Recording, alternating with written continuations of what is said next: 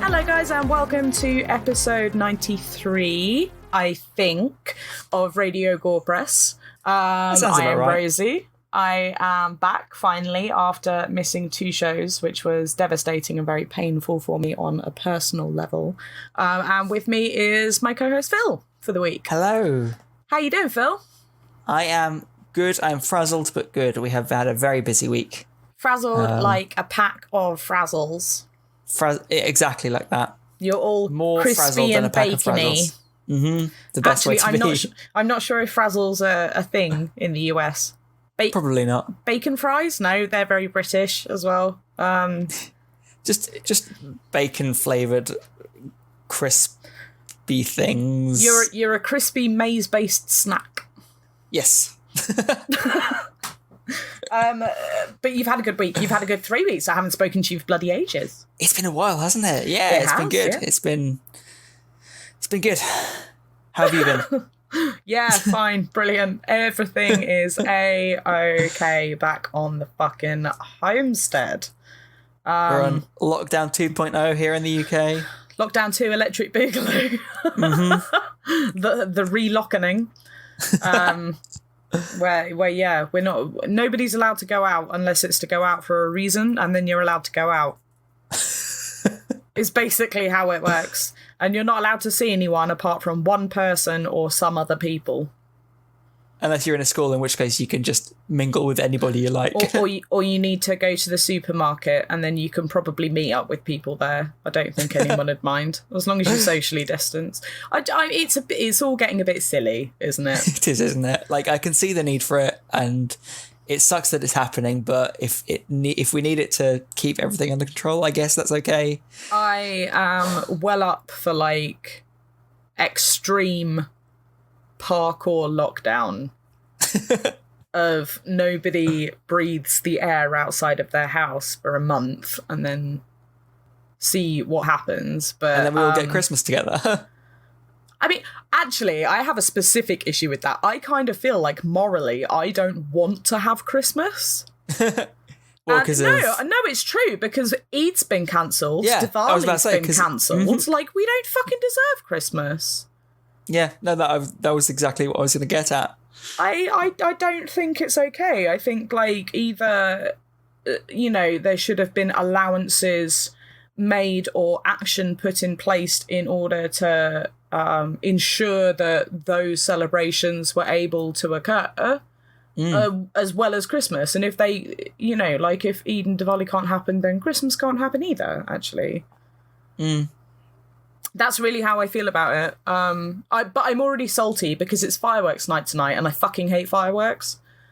So I'm a misery, I'm afraid. It's going to be a good episode, guys. Sorry. And I'm not seeing my mum on her 60th birthday this year, so... Oh, no! Wait, yeah, it's November, so we had a whole plan. Dad had a plan to try and get around the guidelines by hiring a marquee that we'd have outside in the tent, and that way the whole family can get together. We haven't seen each other properly since December. Since Christmas. Nobody's allowed in a tent. And that's not happening anymore, so... If it about that. It won't make you feel any better. I'm really sorry to hear that. I can join you in your commiseration, and that if lockdown does get extended, which I'm assuming it will, I'll be missing my nephew's first birthday. Oh no. Because that's on the 15th of December. So we'll just have to wait and see what happens anyway. Yeah, but I'm not gonna try and be too down about it. It's a shitty situation for everyone.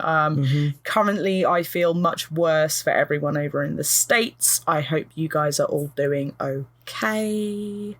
Yeah. I have managed to remove myself from that particular situation because I feel like, much like the film that we watched this week, to stare at it would drive me to insanity. What a good segue. Hey, so yeah, I'm stepping away from that. I'm going to wait until it's all like done and dusted and people have stopped, calling bullshit. We've covered The Colour Out of Space this week. I'm just going to come out and say it. It is a Richard Stanley film. who I'm going to go out on a limb and say, and I don't think I'm overstating the matter when I say Richard Stanley's a bit fucking weird. Yeah, I think that's fair. I think it's a very valid opinion to have.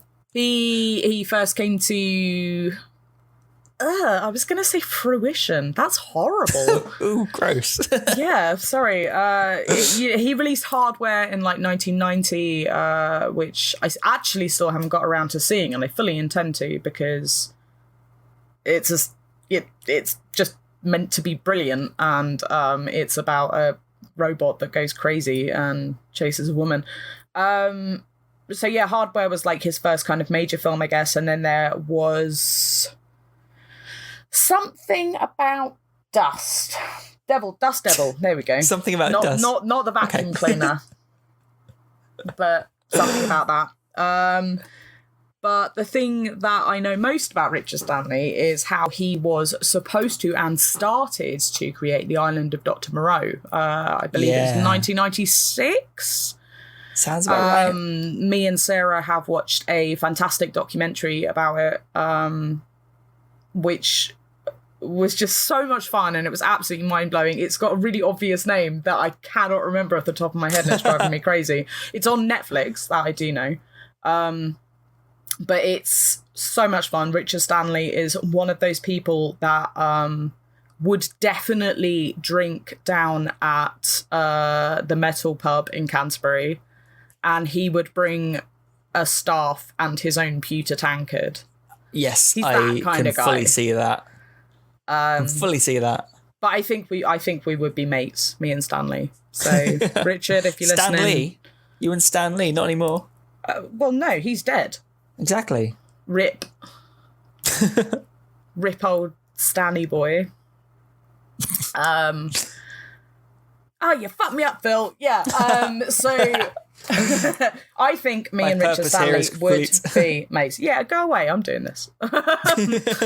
And basically, The Colour Out of Space, like, it's been in the back of Stanley's mind for decades to work on some Lovecraft films. Like, he's all about it. He loves a bit of Lovecraft. He's a massive fan of the, like, occult. He practices, like, ritualistic magic as well, up in his mountain hideaway in the Pyrenees, because of course he does. So actually, The Colour Out of Space, he wanted to direct since about 2011. Okay. And it kept on getting put on the back burner, stuff kept on happening, as is wont to do, and then Spectrevision picked it up, I think, in about 2015. Again, there were, like, issues with funding and stuff, and then, yeah, they kind of turned around and went, in the middle of an interview, and just went, oh, yeah, we're picking up Colour Out of Space, we're going to start working on it in 2019, which was hugely exciting. So it's been massively anticipated for a long time that Stanley would start working on Lovecraft films. And actually, I was a little bit worried about that. Okay. If only from the point of view that I was concerned that it would overhype itself. That's fair. It's not that I had any, like, lack of faith in Richard Stanley's directing ability. Although, to all intents and purposes, he hasn't actually directed much. But it was more that with everybody kind of egging him on to do it, like,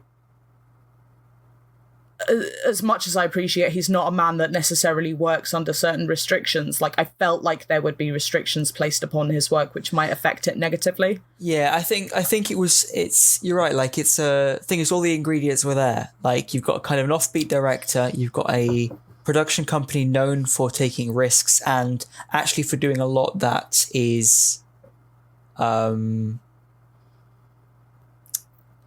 kind of a lot, you know, that type of movie, a production company known for doing that type of movie, a cast that type of movie, like, fucked up. Yeah, basically. Fucking weird. Nick Cage, of course.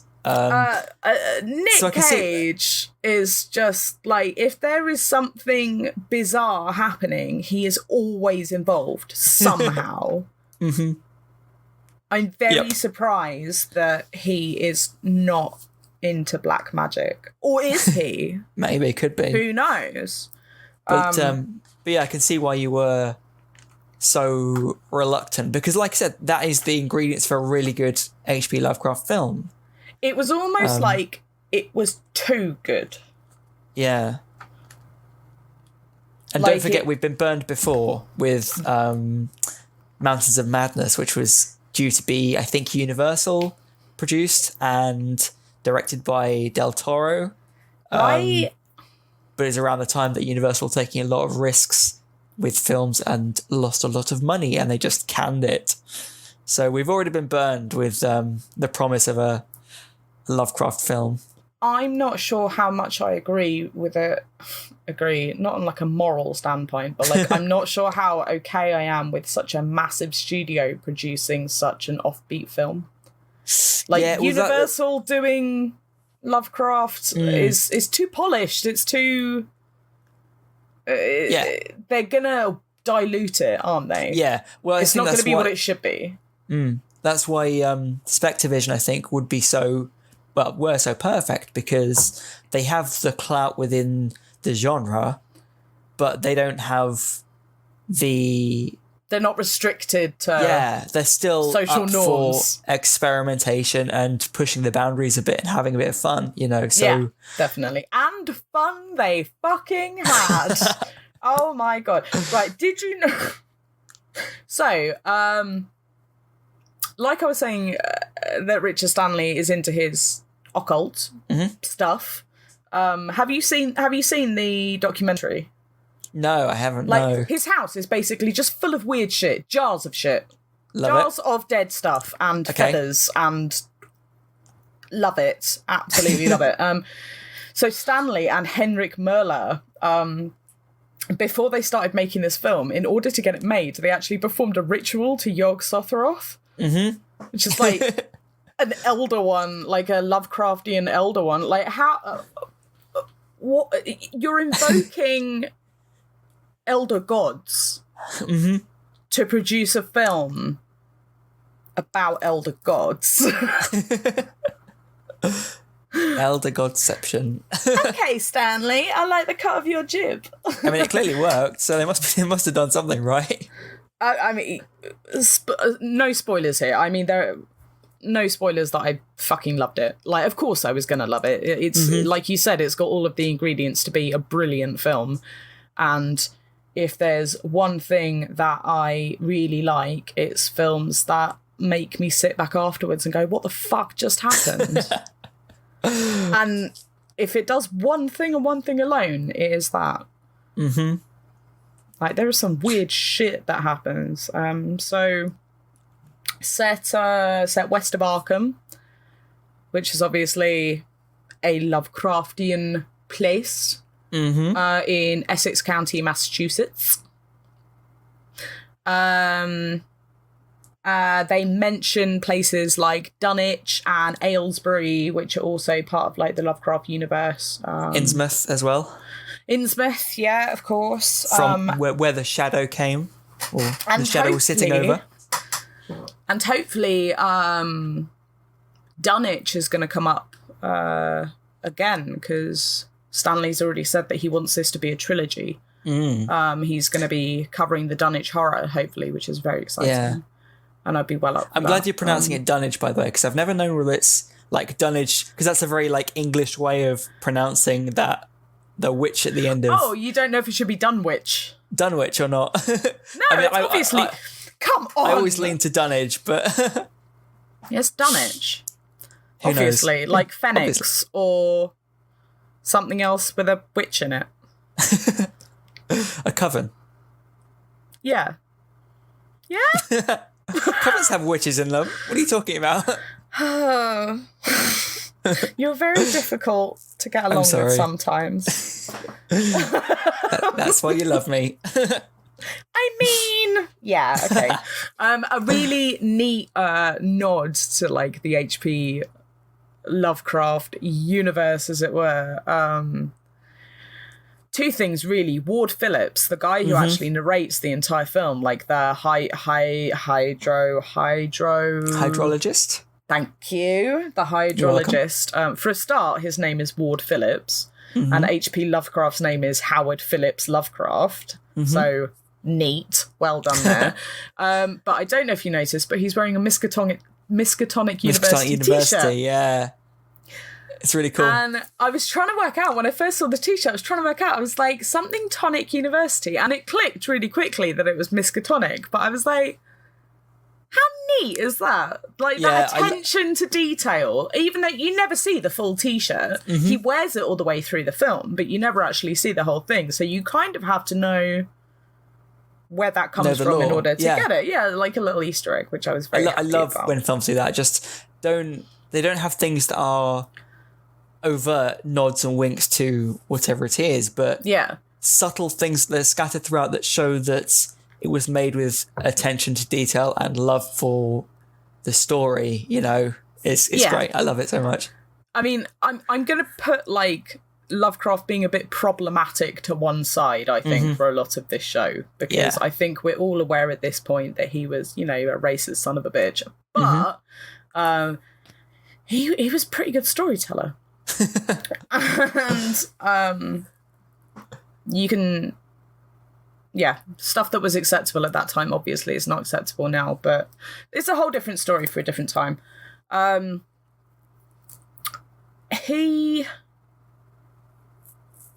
Stanley puts in such attention to detail that I really appreciate, in the same way that Ari Aster, he's the other director that I can confidently say I've at least consciously noticed it with. Like, they know the lore of what they're talking about so deeply. They have such a breadth of knowledge for what they're talking about that they can really easily slide in these tiny Easter eggs. Again,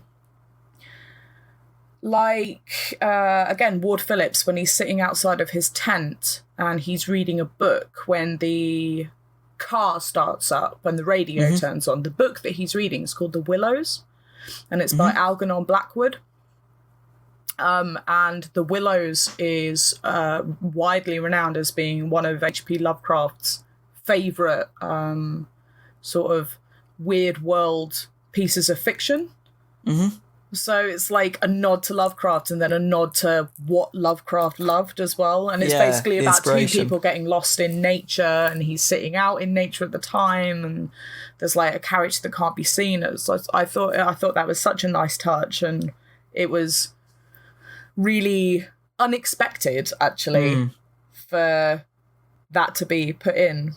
But for a character who's clearly Lovecraft to be reading Lovecraft's favourite book, I was like... Yeah, you fucking nailed it. And of course, they've got the Necronomicon. Yeah, I was about to say a little less subtle, but Lavinia is... Bit on the nose, yeah. Is seen to be reading the Necronomicon, which is neat. That's... what's her name? The daughter. Lavinia. Thank you. Oh my god. I just had a complete spin out. Yeah, Lavinia. Obviously, it's her that's reading the Necronomicon. She reads from it to. I mean, in the end, jumping a bit forward, she gets involved in some blood ritual magic as well, which was interesting because it kind of mixed together a lot of different magic. So at the beginning of the film, it starts off with Lavinia in a bit of a like never-ending story, weird-looking situation on a horse with a cape.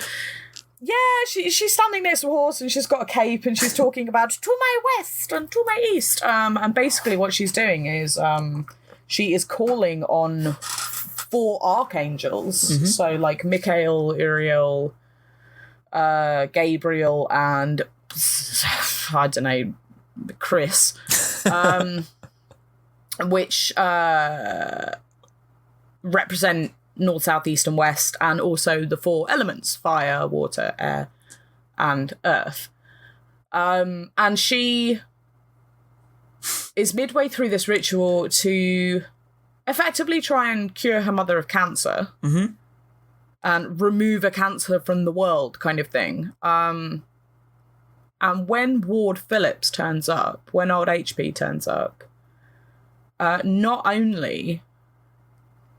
So basically, when you interrupt a kind of Wiccan ceremony or a Wiccan ritual, there's the potential to invert it. Okay.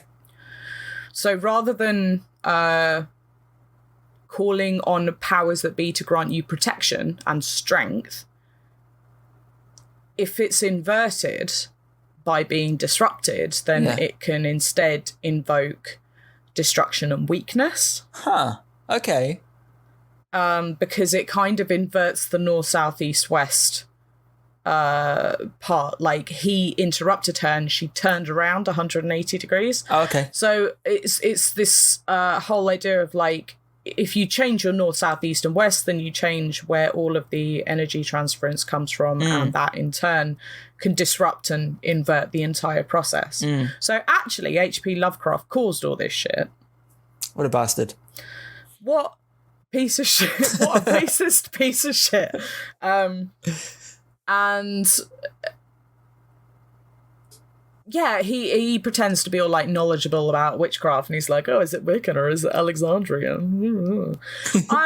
Which is odd, because I'm not entirely... Witches.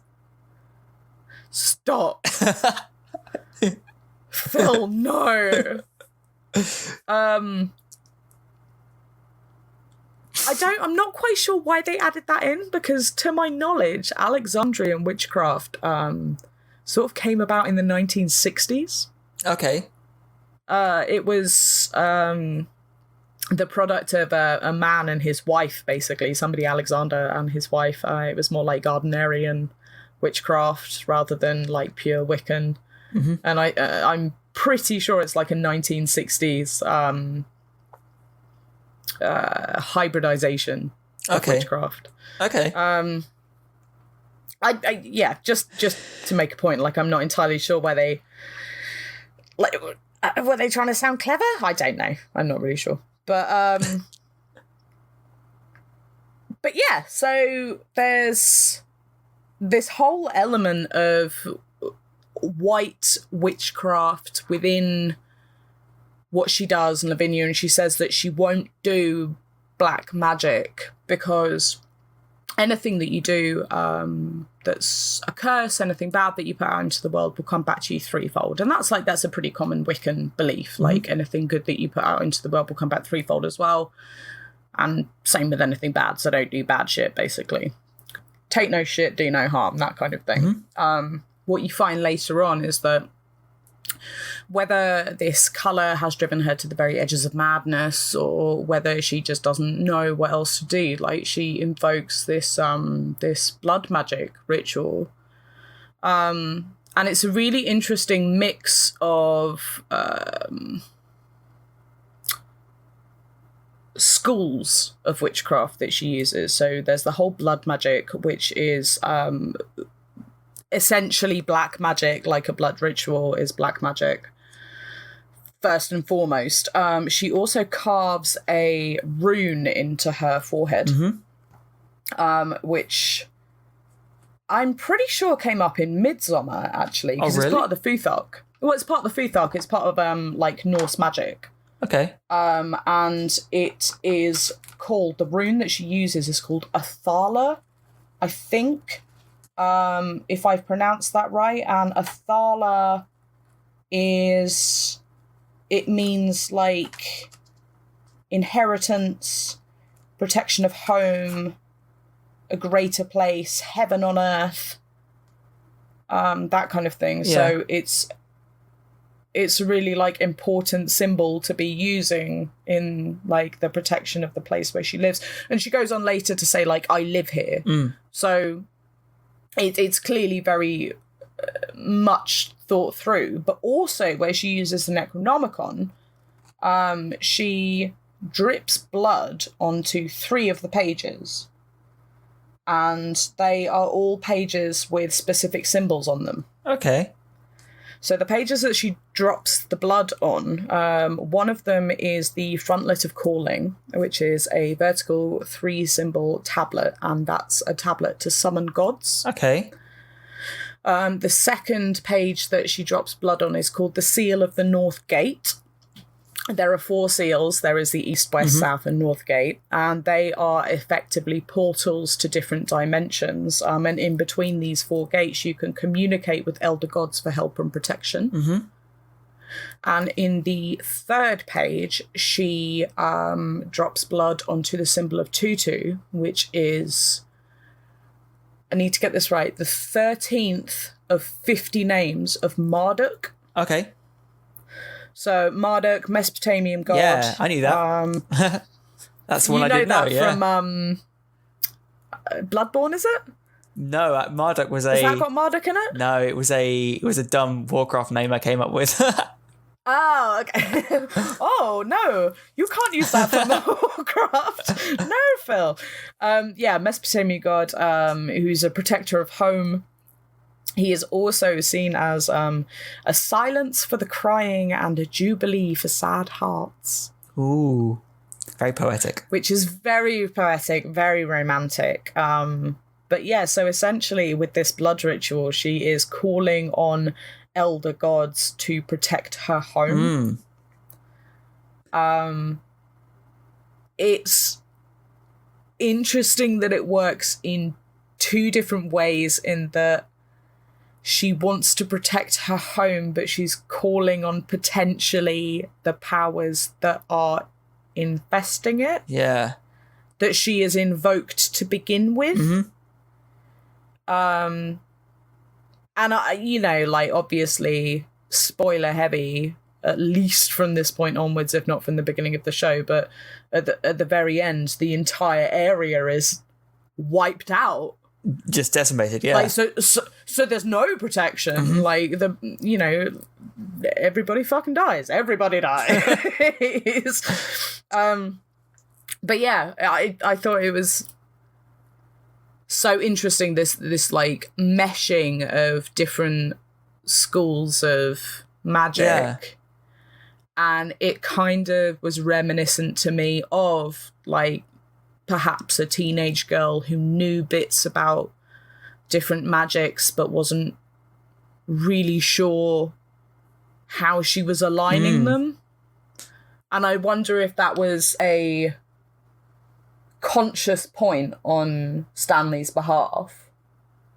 I'd like to think it was. Given what you said about him and his proclivities, I think it would make sense to be deliberate. Like, with that attention to detail, and from he knows his shit. Yeah. He knows what he's talking about. And from the sound of it, the detail seems correct. Like, I wouldn't have known that. I wouldn't have known anything to do with that. It's just a book to me, So that is fascinating, knowing that they put that much detail in to get all of the, like he knows his shit, definitely. Yeah. That's really cool. And knows it to the point where, like I said, he can just like slide that information in. Yeah. But it's not just like, okay, so there are 2 versions of the Necronomicon. So the Necronomicon that they use in the film isn't H.P. Lovecraft's Necronomicon. Okay. H.P. Lovecraft's Necronomicon was a fictional invention. Yep. It was a thing that was made up. It was never actually a book. It was a concept of a book that was meant to hold, like, it was a grimoire of dead names and all that kind of stuff, yada, yada, yada. Somebody went on to write a Necronomicon. That is the Necronomicon that they use in the film. Got there in the end. So what they use is like an actual, book with actual symbols and actual lore within it. But in the original story, it was never a thing. It was just a concept of a thing. Yeah. I found it interesting that Benny, above his computer screen, has the words on the wall, "No flesh shall be spared." Which is very prophetic, obviously. But it's a Bible quote. It's from the Gospel of Mark. Okay. But it's used in Hardware, Richard Stanley's earlier film. Oh, really? Well. They use that quote. Yeah. That's cool. So there are so many points where he's like, I'm just going to leave a nod to that, leave a nod to my own film, leave a nod to something else. Yes, well done me. This is good. It does feel a bit like a kind of act of congratulatory masturbation at some points. Like, he clearly loves what he does and he loves what he knows, and I think he loves himself quite a bit. Like, if you were that cool, wouldn't you? I expect I would, yes. He's utterly bizarre, and I'm not entirely sure if I'd be able to have, like, a extended conversation with him without just having to Vanjie the fuck out the room, but I'd love to give it a try. Interesting point to make about the actual colour. Yeah, I wonder if we're going to say... Referred to as the colour. Mm-hmm. I was wondering if... What were you wondering what I was going to say? Well, so about this... Obviously, in the film, it is magenta. Yeah. Right? And... being obviously breaking down what color is kind of through wavelengths is if you break up a white color through a prism, it separates into red, orange, yellow, blue, indigo, violet, green, blue, indigo, violet. And obviously they all have their own wavelengths to determine the shade of color. It's a spectrum. It's a spectrum. Exactly. Magenta is exactly between red and violet. They're two... That's not correct. Okay. Well, I mean, okay, so carry on, please. It's basically magenta doesn't exist in the spectrum, in the light spectrum. It's not there. It's where green should be effectively because it's on that same not the same wavelength, but I had a whole way of describing this and I've been thrown off. What were you going to say? You're so close. Okay. So, like you said, light's a spectrum. It gets split up into different wavelengths. Mm-hmm. If you pick the midpoint between ultraviolet and infrared, what you get is green. Mm-hmm. Magenta is the complementary colour. Is exactly the same. No, magenta is exactly the same wavelength as green. The thing is, we think in our minds, like our brain goes, what is the middle between infrared and ultraviolet? And it goes, oh, it's green. But no, wait, it can't be green because green's already a thing. So it fucking makes up magenta. That's what I was getting at, yeah. It just makes it the fuck up. It just goes, oh, what's the most opposite thing to green that I can think of? That's what I'm seeing. Which is mind-blowing. But I think it's such a great choice because obviously it being this colour from space... Wine break. Sensible. Wine break. Being this colour from space, it wouldn't be possible to have that colour, really, I don't think. And if I've understood things correctly. I was entirely expecting them to do some kind of try and do some kind of like, you can't look at it, it's an indescribable colour. Because Lovecraft loved doing that. He loved being like, oh, it's a creature that's so horrific that I can't possibly tell you what it looked like. Also, it was a crocodile-headed man. He was all about that life. Really lazy writer. It's a colour that I can't possibly describe. Also, it's magenta.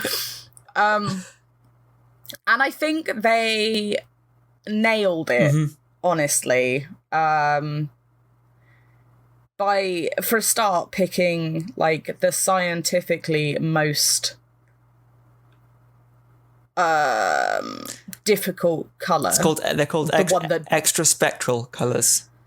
That's the one. Extra spectral colours. Yeah, picking something which technically doesn't fucking exist. But then also flitting blues and greens out of it to give it that iridescence that is quite indescribable and apart from iridescent. And using the full spectrum within the extra spectral colour, which I really appreciated. I think it worked really well. I think it was super effective. I think it's difficult maybe to get your head around the idea when you're watching the film that it is a colour that you can't describe. Because even though it's not something that your brain technically sees, we can definitely describe it. Yeah. It's magenta. Yeah, I mean, I think this perhaps points to why it's so difficult to get a lot of Lovecraft movies done well, because movies are obviously a visual medium. You're required to see things to understand them, pretty much. In books, you can describe indescribable things by describing them as indescribable, and your imagination does the rest. Whereas if you're trying to interpret that into a movie, then you kind of need to do something, you know, you kind of need to visualize it somehow, and then you inevitably get Cthulhu looking like an octopus with wings, you know. There's a really, really good example that I can't remember of how you don't need to describe it. Eldritch. Monster films are always scarier when you don't see the monster. Yes, I would agree. Always. I would agree. So, to say that in a film you need to have something to show how indescribable something is, I don't agree with. Yeah, okay, no, I misspoke, but the idea is that you need to make a conscious effort to maintain that mystery, I suppose, of whatever it is that your character is coming into contact with. Well, yeah, you need to, rather than describing what the monster is, you need to be able to accurately describe how it affects the world around it. Yeah. And I think that's what... sorry. And they do that incredibly well in this film. Well, I was about to say, I think that's what they did really well here, because, again, like a lot of films that are described as Lovecraftian tend only really to focus on the aesthetic of what Lovecraft is and don't really do much more than that. What about From Beyond? What about From Beyond? I would have to rewatch that. I don't remember. Oh my god! I know. I remember the film. It's got Barbara Crampton in. Yeah, it's the guy from Reanimator. Yeah. Whatever his fucking name is. You know who I mean. That guy. Cat dead, details later. That guy. But you throw me off now. I can't remember what I was saying. Was it that interesting? I guess not. I'm so sorry. It was very interesting. You were saying, I was talking about how it needed to depict how it affected the world around it, and you were saying that people tend to focus more on the aesthetic of Lovecraft films rather than the actual content. And that's what Colour Out of Space does, because it's not just... There is the kind of tentacled eldritch beings that you see with the alpacas and the kind of woodland monstrosity. The, alpaca rat king. Yeah, fucking amazing. Love it. But also they also deal with characters, their minds just breaking because of what they come into contact with. And that's a lot Lovecraftian than just kind of things with tentacles, you know? If there's one thing that Nicolas Cage does really well, it's being unhinged. Like, he just documents the swift descent into madness just perfectly in this film. Like, he is absolutely fucking bonkers. His physical acting in the film is amazing. Like, the way that when he's becoming his father, and they joke at the beginning of the film about like becoming their mother or becoming their father. His like physical acting, when he becomes his father, he becomes this like hunched over man with like hand gestures and obviously a different voice and a different manner of talking, but like his entire physicality changes as well. Like, he really envelops being another person, which I think is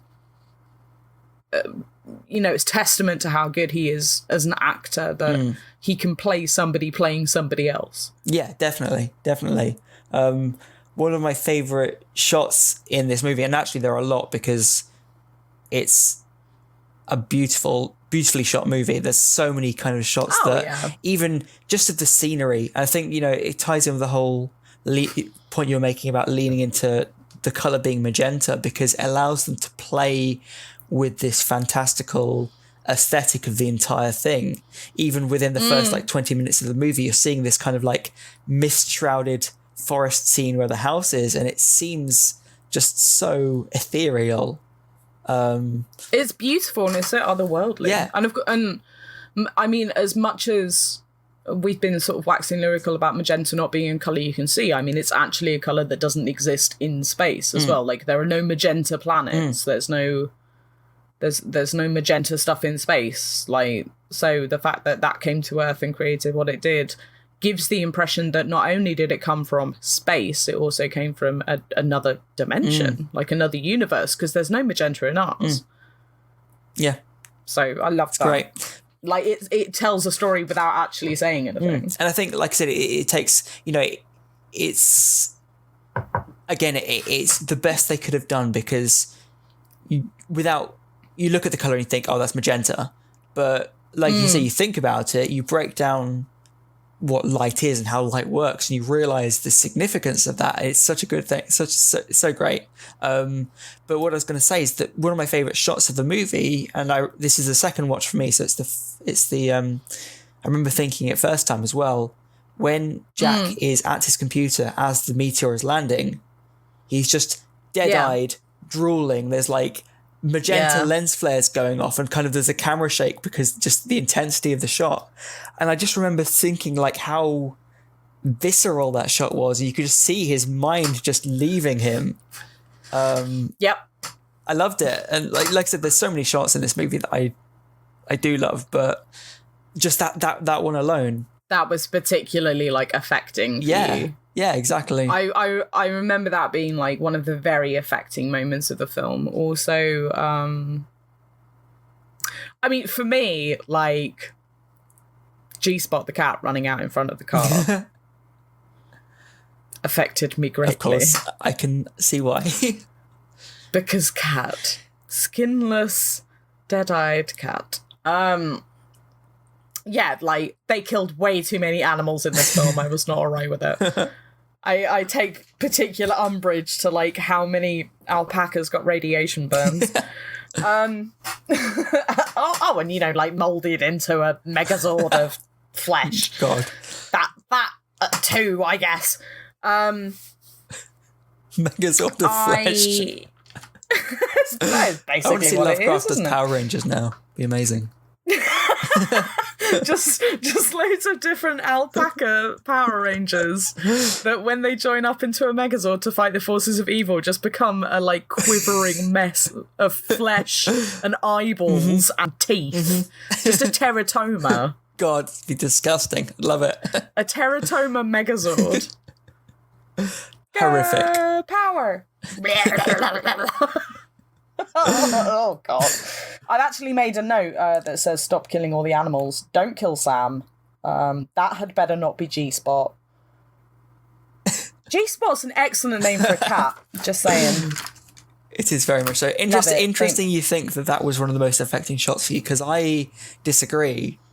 I think it was okay, so it was a bit naff. Yeah, like for saying the practical effects were so good with the alpacas. There were a couple of moments which was a bit the kind sketchy. Of like mist reject fly and the cat both reeked of just like dodgy CG. And I'm not anti-CG per se, but in the context of the film, it didn't necessarily work so great. Yeah, I just think it could have worked better in if it was done a different way, you know. Yeah. No, I know exactly. You actually, I'm gonna renege. Okay. A bit. I'm gonna say that it wasn't that particular shot. The concept of G-Spot coming to his untimely demise or her untimely demise is a sad one.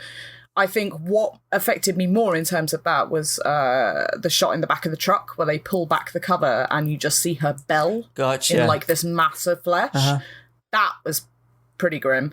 But what you were saying about the CGI being a bit naff, when the sheriff gets lifted up by a tree and has a stick shoved down his throat, that was really naff. I remember thinking, like, that was a bit shit. That bit. That wasn't, like, it. If it's not cool or it's not affecting and it's just, oh, okay, that's happened. Yeah. Like, what's the point of it? It felt a bit like they were like, oh, we need to write him out some way. Yeah, like a last minute, oh, he's got to die somehow and he's standing here, so I guess the tree picks him up. Ooh, fine, I guess. Having said that some of the practical effects were a bit shit, fucking hell. Which one? Teresa and Jack. Yeah. Like, they're meshing into a conjoined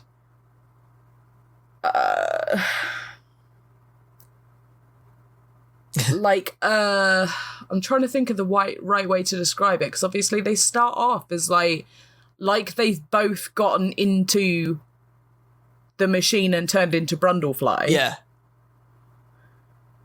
And then they just become like this Geiger-ish human spider. Yeah. It's interesting what you should say, because you mentioned right at the start Lavinia was performing this ceremony to kind of help her mum cure her of cancer. And she ends up with another tumour on her. Like, yeah, assimilating her own son. When you talked about it being kind of inverted, I was like, oh, okay, that makes perfect sense. Suddenly that makes a lot more sense. Yeah. And you know, I can see it happening. Obviously, she's protecting her son from the energy, so it makes sense physically why that would happen. But as a callback to that moment at the start, like, that's great. Like, I loved it. Like this inversion. And then for Teresa, sure, Jack Reza, to become like this weird spider mecha. I tell you what it reminds me of. Did you ever play Time Splitters Future Perfect? The best one. No, Time Splitters 2 is the best one. How very dare you. Time Splitters Future Perfect has a level with a boss in it that is a person that has merged themselves with the body of a spider, and they have the head of like a hairless child. I don't remember that. Oh, it's fucking amazing.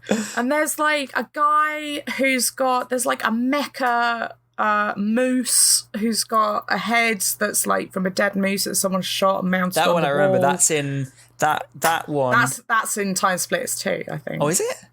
That one. It's I think so. It's in the mansion level. I think it's actually called Mansion of Madness, which is interesting because obviously Mountains of Madness also in the Mouth of Madness, which is part of John Carpenter's Apocalypse trilogy, which includes The Thing. And also The Fog, which is mentioned in this film. There's a reference to it in this film as well.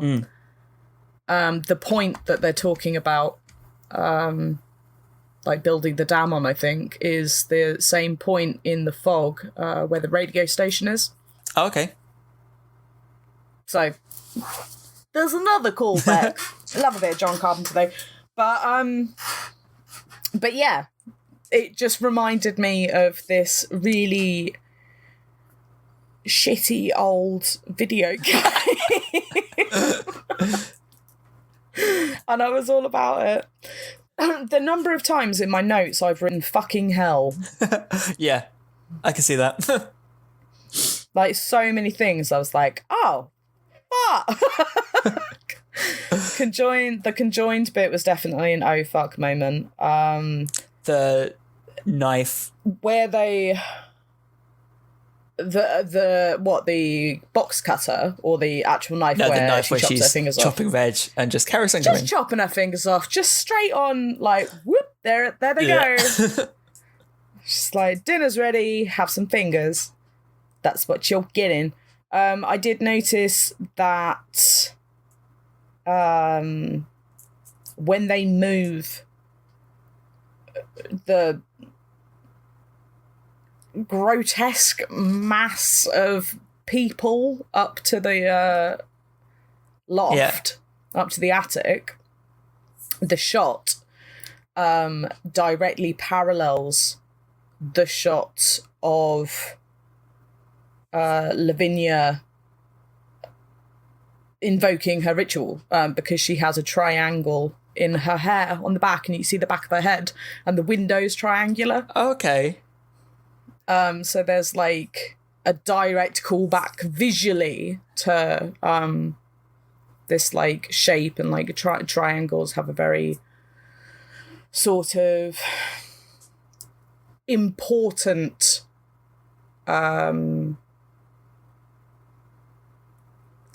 I just completely lost the word. They have like, they're very important in terms of like Wiccan things can be about threefold, three sides, three being a magic number, that kind of thing. So the fact that they have this like visual callback to how she was right at the beginning of the film when she is in this state of invoking something. There's also the shot of the back of her head with this triangle hair clip where she's walking back up to the house as well. So throughout the film, you will find triangles in the center of the screen sort of repeating over and over again. And there's a lot of symmetry within the film as well that kind of echoes that. So when Nathan is like Nick Cage, when he's in front of the TV and he's staring at this white noise, you can see echoes of this like Lovecraftian world, this otherworldly thing, and it's completely symmetrical, the vision that he sees, but then there's a triangle within that as well. So I don't know if it was necessarily intentional for it to like remind me of The Void.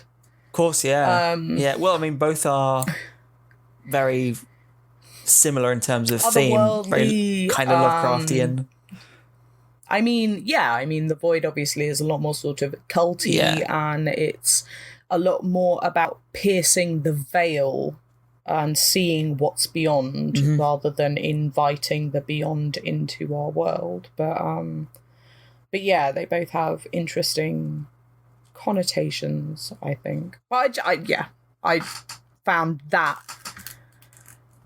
to be a thing that I kept on seeing throughout the film, like these triangles all the way through the film, and I find it difficult to believe that it wasn't intentional. No, well, they are so prominent within the shot. Like the one, I didn't pick up on it throughout the movie, but the one when they're up in the loft and the big triangle window is just dominating the space, like it made me wonder, actually, is that been a thing throughout that I've just not picked up on?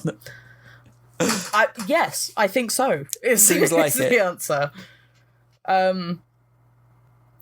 I want to spend a little second talking about Ezra. Because I saw Ezra and I went, that's Chong from Cheech and Chong. Well, I saw his name in the credits, so I was like, is that? I mean, no, it absolutely is. Yeah, it's Cheech and Chong. I found it. He is just such a stereotypically typecast stoner in everything. He's been in so much stuff. Admittedly, a lot of it's been Cheech and Chong stuff, but he's just been like in so much stuff as stoned guy. A guy who smokes weed and talks a lot of funny shit, and he's a stand-up comedian. So I was kind of waiting for like him to be really funny. Yeah. I was waiting for a bit of comic relief. And I didn't necessarily get it, but I wasn't sad about it. Yeah. Like I was kind of anticipating him to be comedic without necessarily wanting it. So I was glad that he wasn't. But one interesting thing that I read about Tommy Chung was that the rumour of his death in the mid-90s was greatly exaggerated. I mean, yes. Yeah, he ain't it. He's in the film. That made me laugh a lot. It's one of the funniest things I've ever read on the internet. Speaking of him, though, the final scene when they're approaching his cabin and you can hear him talking and he's facing away from them and you're like, something's fucky here and I don't know what it is. Something's up. But just the way the audio was being, the speed and the pitch was being messed with just ever so slightly as he was delivering his monologue, which apparently was taken almost word for word, I think, from the original short story. Yeah, most of it is, yeah. But it's so unsettling. And for saying that's just a voice track, like, it goes to show how much atmosphere this movie creates, you know? I think it was a really useful device as well, because Benny says earlier on in the film that this colour affects time and space as well. And it, like, surrounds people and affects time. So the fact that they used his voice as, like, a device for stretching it out and truncating it and, like, affecting the tones and pitches, I thought that was really smart. And they set it up, obviously, earlier, because he goes, oh, no one will believe it if I don't Memorex it. And I remember Memorex. I don't know if anybody... I don't know if you do, Phil. You're a couple of years younger than me. I think I do. I think because everyone in my house is a bit older, like I grew up with older things. Of course, yeah, you've got siblings, haven't you? Yes, I've got those fucking things.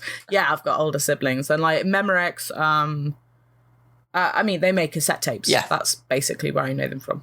Like, we used to record our own radio shows off the radio by waiting for songs to come on that we wanted to listen to and then recording them onto our Memorex tapes, which was pretty cool. And then, yeah, every so often, like, the tape would warp and it would go a bit up and down. It would go a bit sketchy. Yeah. So it was a really accurate callback for a start, but also, yeah, it fitted in really well with this, like, literary device of time and space being changed the nearer you got to the source of this colour. I loved Ezra as a character. I think it's fucking wonderful that not only he was just allowed to squat on their land and just ran everything off of solar panels, was off the grid, just drank a lot of coffee and smoked a lot of weed, had a fucking awesome time and had a cat. What more? Yeah, what more do you want? Pretty much. Really, from life. Just like be super chill, have a cat, drink coffee, wear a lot of eyeliner. Yeah. It's me in 30 years. It's just me in 30 years' time. I bet you're looking forward to that. That is the shape of things to come. Oh, you have no fucking idea how much I'm looking forward to that. Though if you see any magenta, just look away, okay? It's all right, because I technically can't see it. So Jolie Richardson, haven't said a lot about her, actually. I'm aware of, like, the time, but the reason I haven't said a lot about her is because, actually, I thought she was a bit of a weak player. Yeah? Yeah, apart from when she is this quivering wreck of a non-person... Yeah. Her character is actually it's punctuated by moments of, like, real softness and sweetness, like when she's just before the meteorite hits and she's finally, like, allowing herself to be touched by her husband. It's very poignant, but I think as a character she's not particularly well rounded. Yeah, I think you're right. Like, she doesn't get, and it's nothing against the actress, she doesn't get the Jolie Richardson's great. Yeah.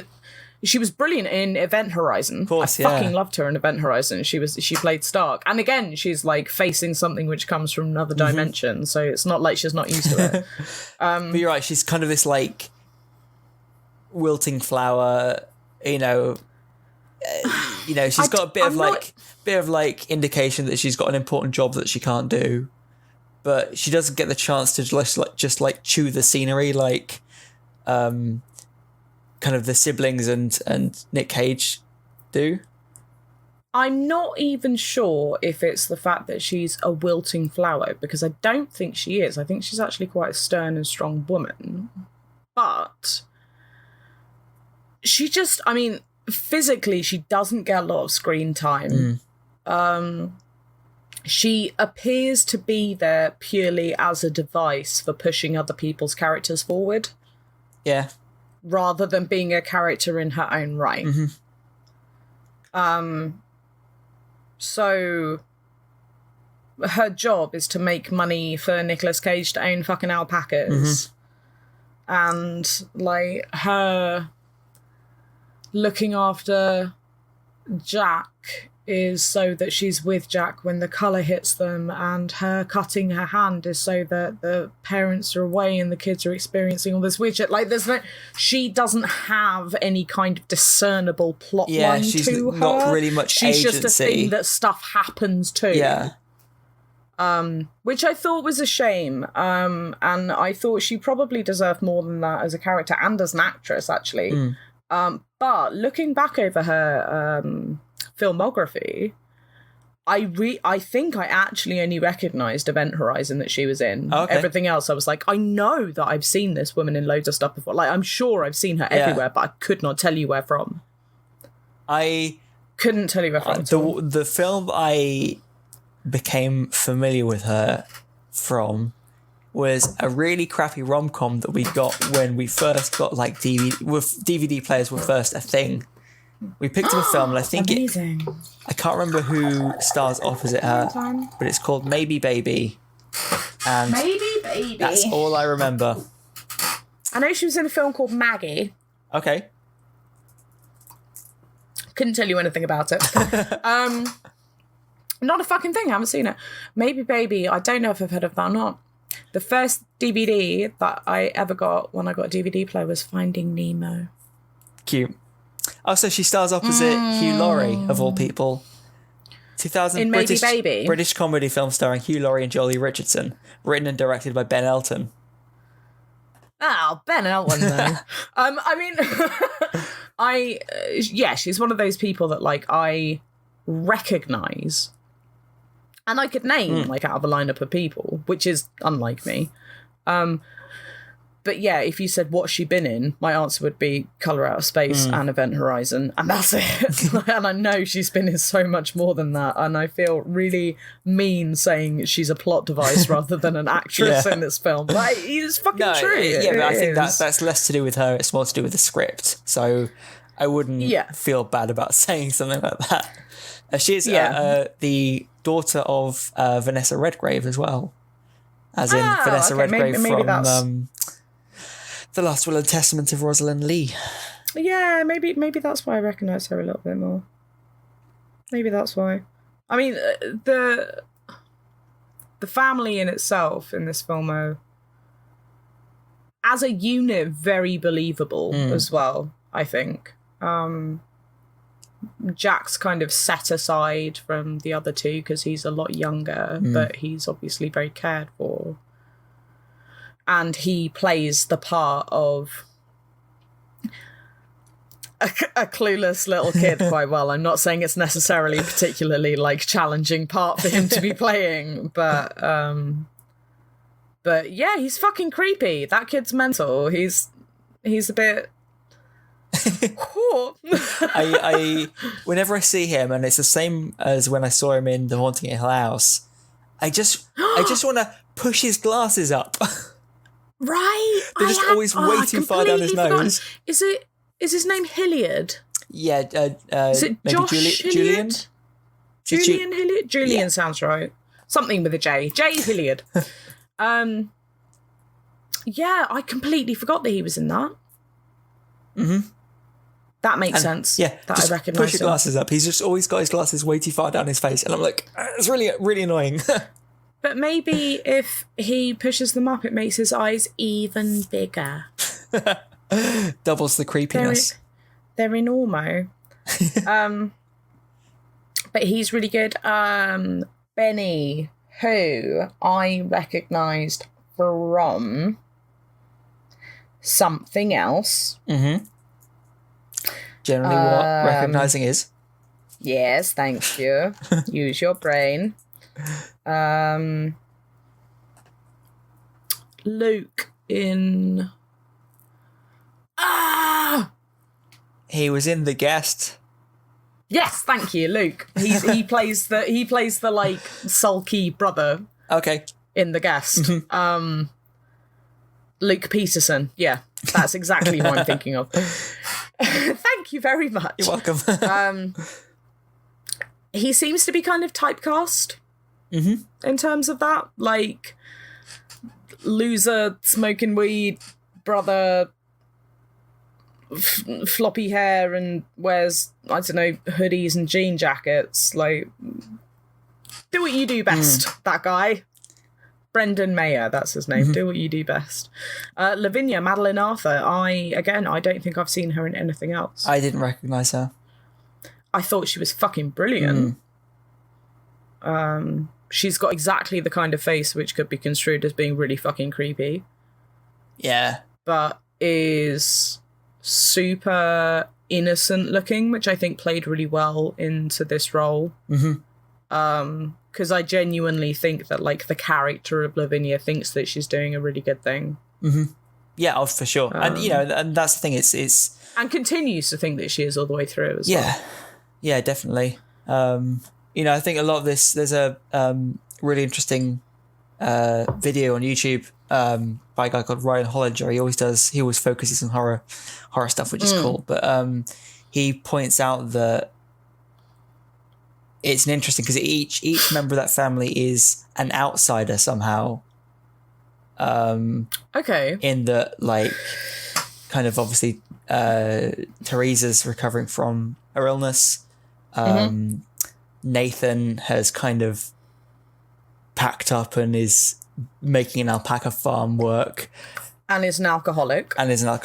Lavinia is, you know, practicing witchcraft. A white witch. Benny's just resigned himself to just being a stoner. Benny's a stoner who is interested in space. Yeah, and it just paints this kind of really, not bleak, but I think it adds to the isolation that this film perhaps is portraying, because each character is, yes, they're a family, but they're all kind of,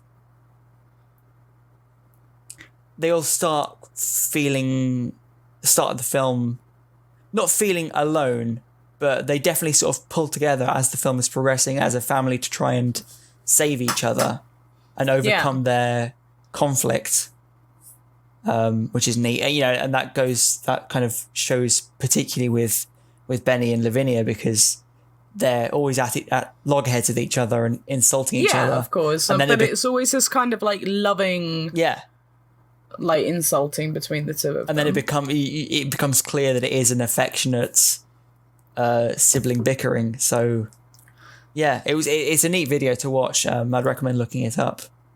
No, I totally will do. I absolutely will do. I mean, in terms of this film, I'm going to say, like, there is so much more that we could unpack. There is so much more that we could say about it. I really feel like Richard Stanley did a complete fucking number on us. Packing as many references and visual notes and Easter eggs into this film as, like, humanly possible. Again, like, the nearest thing I can compare it to is some of Ari Aster's stuff. Like, just the sheer breadth of knowledge that they've both clearly got about maybe the more sort of underside, like the darker side of witchcraft and the occult. And obviously, you know, that's my jam. You know, I love talking about shit like that. I could do it all fucking night. But I think it would be a good idea if we wrap this up.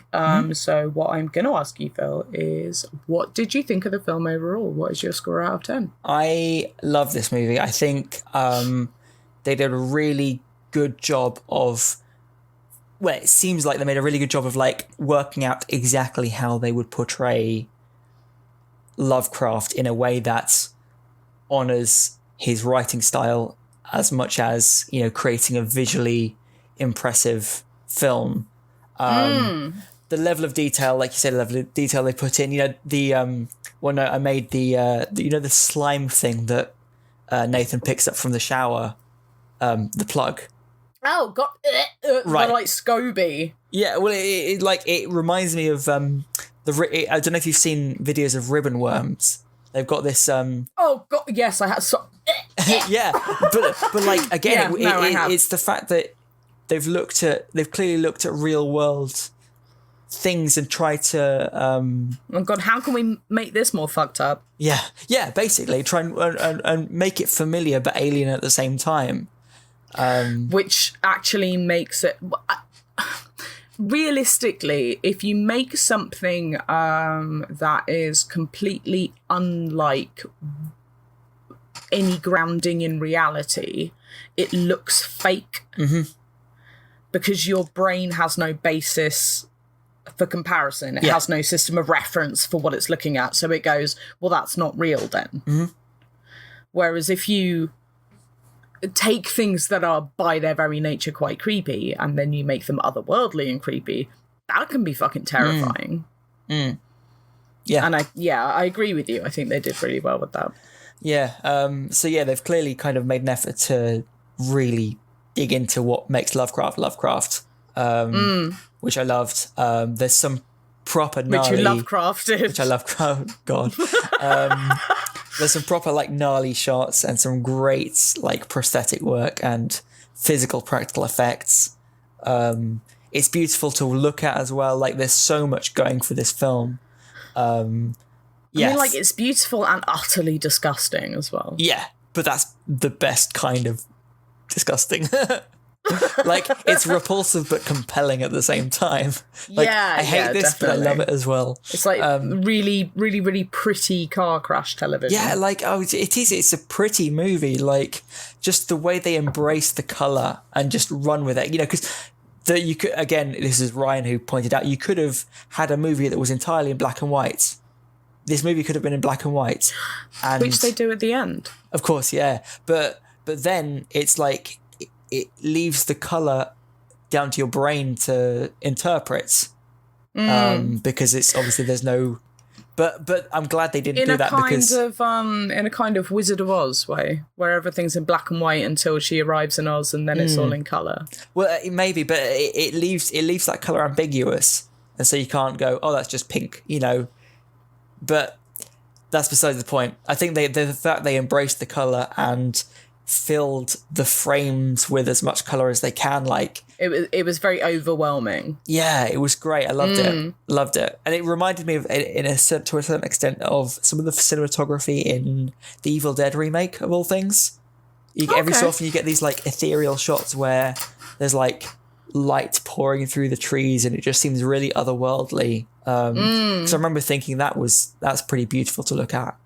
Yeah, no, I agree with you actually. So yeah, and there's a lot of sort of ethereal like light leaks and stuff that I think that match in the two films as well. So yeah, fully in agreement with that. Yeah. So out of 10, like an 8. Right, like a solid 8. Yeah, really love this movie. Very excited for the rest of the trilogy as well.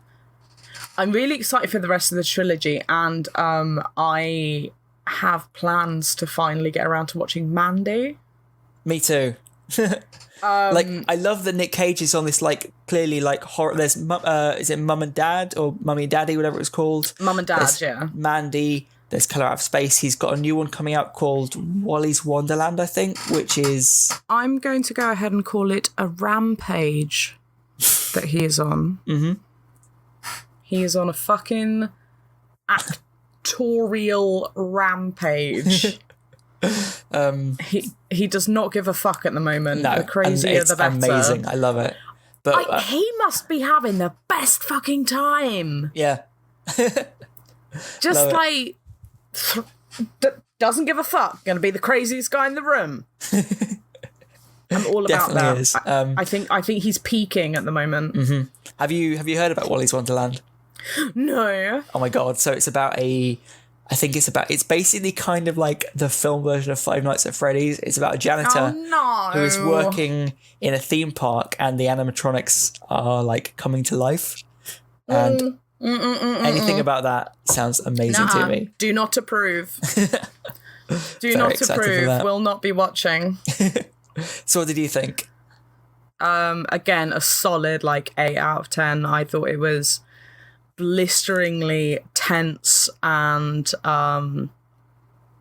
like aggressively exciting. Like I just thought it was so beautiful and so visually and thematically overwhelming. And I fucking loved it. I loved every single second of it. Apart from like the tiny little naff bits. I would happily watch it again. I didn't mind that it was just shy of 2 hours, which generally can be a bit of a problem for me. I tend to need to like have a couple of breaks or whatever, owing to the fact that I am very skittish. But no, it was awesome. It was great. It was a fully well-rounded, fucking weird, balls to the wall, crazy film, and it was a washover of tension and emotion and colour and sound and light, and I was fully invested in every moment of it. Very much so. So yeah, I thought it was great. I thought it was really great. On that note, I'm going to wrap up. I'm going to say thanks so much, guys, for tuning in and listening to us. We've had a blast recording this episode. If you want to check out any more of our stuff, our episodes are always free all the time for you to listen to, either on any decent streaming website, on iTunes, Spotify, all that good stuff, or you can go straight to our website on radiogorepress.com and listen to all of our back episodes as well. But until then, we will see you next time, and stay spooky. Bye. Bye-bye.